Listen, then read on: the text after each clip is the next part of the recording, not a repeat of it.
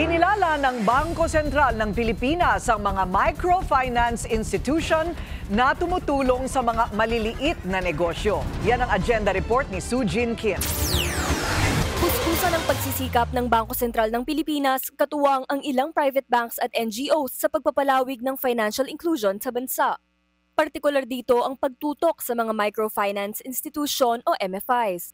The microfinance institutions are stepping up their game with apps to make it easier for your customers. Digitalization can unlock huge inclusion opportunities. You are enabling entrepreneurs to take their businesses to the next level and improving the financial literacy of millions. Binibigyan ng MFIs ng mas malawak na access sa financial services ang mga maliliit na negosyo. Ayon sa BSP, malaking tulong ang mga ito sa pagpapalago ng micro-enterprises. Napakikinabangan ng mga micro-entrepreneur ang mobile banking apps, e-commerce platforms at digital payment systems sa pag-abot sa mas maraming customer. You've actually also helped BSP. Thanks to your work, the BSP's Digital Payments Roadmap and the National Strategy for Financial Inclusion are not just checklists. They are living, thriving achievements.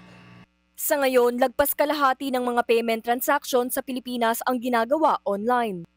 In the past, small businesses may have faced barriers to access, be it finance, technology, or information.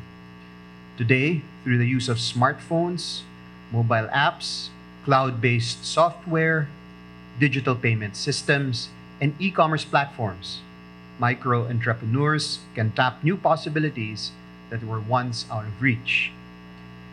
Pero ayon sa BSP, bukod sa teknolohiya, kinakailangan ding tutukan ng edukasyon, infrastruktura at mga reforma upang matiyak na maabot ng serbisyong pinansyal ang mga nasa laylayan.